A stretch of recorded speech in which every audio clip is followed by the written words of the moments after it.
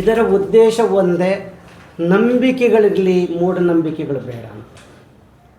ಮನುಷ್ಯ ಹುಟ್ಟಿದಾಗಲಿಂದ ನಂಬಿಕೆಗಳ ತಳಹದಿಯನ್ನೇ ಕಟ್ಕೊಂಡು ಬಂದಿದ್ದಾನೆ. ಆದರೆ ಅದರ ವಿರುದ್ಧವಾಗಿ ಮೌಢ್ಯತೆ ಅತಿ ಹೆಚ್ಚು ತಾಂಡವಾಡ್ತಾ ಇದೆ. ಇವತ್ತೇನು ವಿಜ್ಞಾನ ಮತ್ತು ತಂತ್ರಜ್ಞಾನ ಬೆಳೆದಾಗೆ ಕಡಿಮೆ ಆಗಬೇಕಾದಂಥ ಈ ಪ್ರಚಲಿತ ವಿದ್ಯಮಾನದಲ್ಲಿ ಇನ್ನೂ ಅತಿ ಹೆಚ್ಚು ವಿದ್ಯಾವಂತರೆ ಮೌಢ್ಯತೆಗೆ ಬಲಿಯಾಗ್ತಾ ಇದ್ದಾರೆ. ಆ ನಿಟ್ಟಿನಲ್ಲಿ ಪ್ರತಿ ವರ್ಷ ನಾನು ನಾಯಕಿ ತರಬೇತಿಯನ್ನು ಒಂದು 3 ದಿನಗಳ ಕಾಲ ನಾವು ಕೊಡ್ತೇವೆ.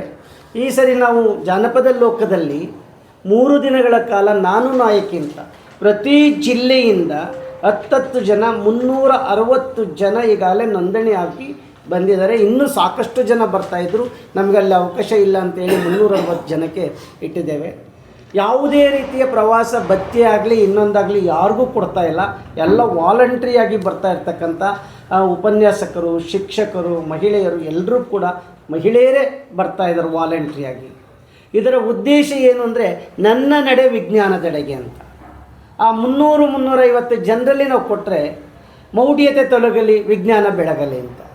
ಆ ಬೆಳಗಲಿ ಅನ್ನೋದಕ್ಕಿಂತ ನನ್ನೊಳಗಡೆ ಇರ್ತಕ್ಕಂಥ ಶಕ್ತಿಯನ್ನು ನಾನು ಹೇಗೆ ಹೊರಹೊಮ್ಮಬೇಕು ಅಂತ ಹೇಳಿ ಪ್ರತಿಯೊಬ್ಬರಲ್ಲೂ ಕೂಡ ಯಾರೂ ಪಟ್ಟ ಕಟ್ಟಲ್ಲ, ನಾನು ನಾಯಕಿಂತ ಒಂದು ಟೈಟಲ್ ಕೊಟ್ಟಿದ್ದೇವೆ. 3 ದಿನಗಳ ಕಾಲ ಈ ಕಾರ್ಯಕ್ರಮ ಶಿಬಿರ 1 ಸೆಕೆಂಡು ಕೂಡ ವ್ಯತ್ಯಾಸ ಆಗದಂಗೆ ನಡೆಯುತ್ತೆ.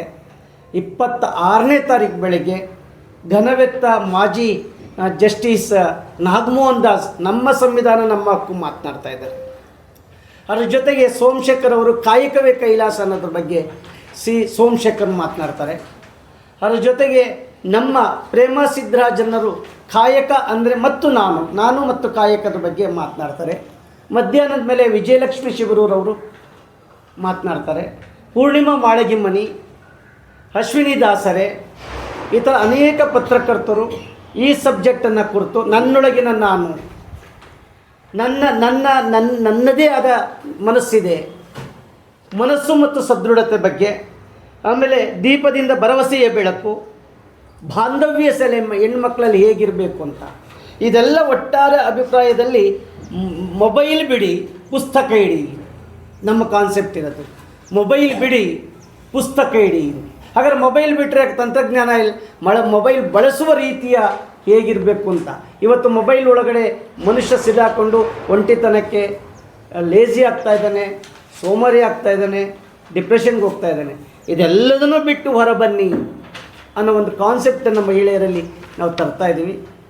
ಇದು 3 ದಿನಗಳ ಕಾಲ. ಮೊದಲನೇ ದಿನ, 2ನೇ ದಿವಸ ಅಶ್ವಿನಿ ದಾಸರೆ ಅಂತಕ್ಕಂಥವ್ರು, ಶರತ್ ಹುಲಿಕಲ್ ಅಂತಕ್ಕಂಥವ್ರು, ಚೇತನ್ ರಾಮ್ ವ್ಯಕ್ತಿತ್ವ ವಿಕಸನದ ಬಗ್ಗೆ ಮಾತನಾಡ್ತಾರೆ. ಈ ಥರದ 1 ಸೆಕೆಂಡು ಕೂಡ ನಾವು 40 ನಿಮಿಷ ಕೊಡ್ತೀವಿ. 27ನೇ ತಾರೀಕು ಸಂಜೆ ಗೌಡಗೆರೆಯಲ್ಲಿ ದೀಪದಿಂದ ದೀಪವ ಹಚ್ಚೋಣ ದೀಪವ ಅಂತ ಒಂದು ಕಾನ್ಸೆಪ್ಟ್ ಇಟ್ಕೊಂಡಿದ್ದೀವಿ. ಗೌಡಗೆರೆಯಲ್ಲಿ ಯಾಕೆ ತಗೊಂಡ್ರಿ ಅಂತಂದರೆ ಅಲ್ಲಿ ನೋಡುವಂಥ ಮ್ಯೂಸಿಯಮ್ಮು ತುಂಬ ಚೆನ್ನಾಗಿದೆ. ರಾಜ್ಯದ ಜಿಲ್ಲೆಯ ಮೂಲೆಯಿಂದ ಬರ್ತಾ ಇದ್ದಾರೆ, ರಾಜ್ಯದಿಂದ ಅವ್ರು ನೋಡ್ತಾರೆ. ಎಲ್ಲರೂ ದೀಪ ಹಚ್ಚಿದಾಗ ದೀಪ ಬೆಳಕನ್ನು ಹೇಗೆ ಕೊಡುತ್ತೆ, ನಿಮ್ಮ ಜ್ಞಾನ ನಿಮ್ಮೊಳಗಡೆ ಇರೋವಂಥ ಜ್ಞಾನ ಎಲ್ಲರಿಗೂ ಪ್ರಸರಿಸಲಿ ಅಂತ ಹೇಳಿ ಅಲ್ಲಿ ವ್ಯವಸ್ಥೆ ಮಾಡ್ತಾಯಿದ್ದೀವಿ. 28ನೇ ತಾರೀಕು ಬೆಳಿಗ್ಗೆ ಮುಕ್ತಾಯ ಸಮಾರಂಭ. ಇಸ್ರೋದ AS ಕಿರಣ್ ಕುಮಾರ್ ಅವರು ಬಂದು ಮುಕ್ತಾಯ ಸಮಾರಂಭದಲ್ಲಿ ಮಾತನಾಡ್ತಾರೆ. ಈ ನಿಟ್ಟಿನಲ್ಲಿ ಬಹಳ ಸರಳವಾಗಿರುತ್ತೆ ಈ ಕಾರ್ಯಕ್ರಮಕ್ಕಾಗಿ ನಾವು ಕಾರ್ಯಕ್ರಮ ಮಾಡ್ತಾಯಿಲ್ಲ, ಜ್ಞಾನಾರ್ಜನೆಗಾಗಿ ಕಾರ್ಯಕ್ರಮವನ್ನು ಮಾಡ್ತಾಯಿದ್ದೀವಿ. ನನ್ನೊಳಗಿನ ಚೈತನ್ಯವನ್ನು, ನನ್ನೊಳಗಿನ ಸುಪ್ತ ಮನಸ್ಸನ್ನು ಹೊರಗಡೆ ಹಂಚ್ಕೊಂಡಾಗ ನಾನು ಬೆಳಿತೀನಿ, ಈ ಜಗತ್ತು ಬೆಳೆಯುತ್ತೆ ಅನ್ನೋ ಒಂದು ಕಾನ್ಸೆಪ್ಟ್ ಇಟ್ಕೊಂಡು ಪ್ರತಿ ವರ್ಷ ಮಾಡ್ತಾಯಿದ್ದೀವಿ. ಈ ವರ್ಷ ವಿಶೇಷವಾಗಿ ನಾವು ಜಾನಪದ ಲೋಕದಲ್ಲಿ ಮಾಡ್ತಾ ಇರೋದ್ರಿಂದ, ಆಮೇಲೆ ಯಾರಿಗೂ ಕೂಡ ಇಲ್ಲಿ AC ವ್ಯವಸ್ಥೆ ಇದೆ, ಫ್ಯಾನ್ ವ್ಯವಸ್ಥೆ ಇಲ್ಲ. ಸರಳವಾಗಿ ಬಂದು ನಮ್ಮೆಲ್ಲರ ಜೊತೆಲಿ ಹೆಣ್ಮಕ್ಳು ಧೈರ್ಯದಿಂದ ಬಂದು ಅದರಲ್ಲಿ ಪಾಲ್ಗೊಳ್ತಾರೆ. ಈ ನಿಟ್ಟಿನಲ್ಲಿ ನಾನು ರಾಮನಗರ ಜಿಲ್ಲೆಯ ಎಲ್ಲ ಪತ್ರಿಕಾ ಮಿತ್ರರಲ್ಲಿ, ಸಮೂಹ ಮಾಧ್ಯಮದಲ್ಲಿ ನಾನು ಕೇಳ್ಕೊಳ್ಳೋದಿಷ್ಟೇ, ಇಲ್ಲಿ ಭಾಷಣಕ್ಕಾಗಿ ಭಾಷಣ ಮಾಡ್ತಾಯಿಲ್ಲ. ಅವ್ರು ಬರ್ತಾರೆ, 1 ನಿಮಿಷ ಮಾತಾಡ್ತಾರೆ. ವಿಷಯವನ್ನು ನಾವು ಹೆಂಗೆ ತೆಗೆದುಕೊಳ್ಬೇಕು, ವಿಷಯವನ್ನು ಹೇಗೆ ಪ್ರಚಾರ ಮಾಡಬೇಕು, ಕೊಳ್ಳುವಿಕೆಯ ವಿಷಯ ಬಗ್ಗೆ ನಾವೆಲ್ಲ ಚರ್ಚೆ ಇಟ್ಟಿದ್ದೇವೆ.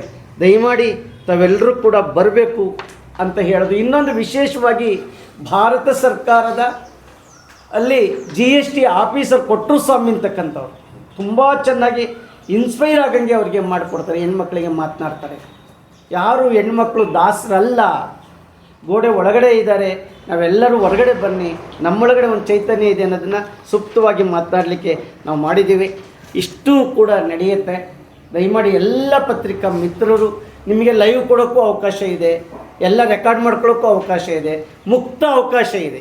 ಆದರೆ ನೋಂದಣಿ ಆಗಿರೋರಿಗೆ ಮಾತ್ರ ನಾವಲ್ಲಿ ಮಾತ್ರ ಒಳಗಡೆಗೆ ಬಿಟ್ಕೋತೀವಿ, ಇಲ್ದರೆ ಇನ್ನಿದ್ದರನ್ನ ಯಾರನ್ನೂ ಬಿಟ್ಕೊಳ್ಳಲ್ಲ. ಯಾಕೆಂದರೆ ಗಲಾಟೆ ಆಗುತ್ತೆ. ಅದು ಬಯಲು ರಂಗಮಂದಿರದಲ್ಲಿ ನಡೆಯುತ್ತೆ. ಅಲ್ಲಿಂದ ಬರೋಂಥ ಹೆಣ್ಮಕ್ಳಿಗೆ ಎಲ್ಲರಿಗೂ ಕೂಡ ನಾವು ದೊಡ್ಡ ಮನೆಯಲ್ಲಿ ಮತ್ತು BGS ಅಲ್ಲಿ ವ್ಯವಸ್ಥೆ ಮಾಡಿದ್ದೀವಿ.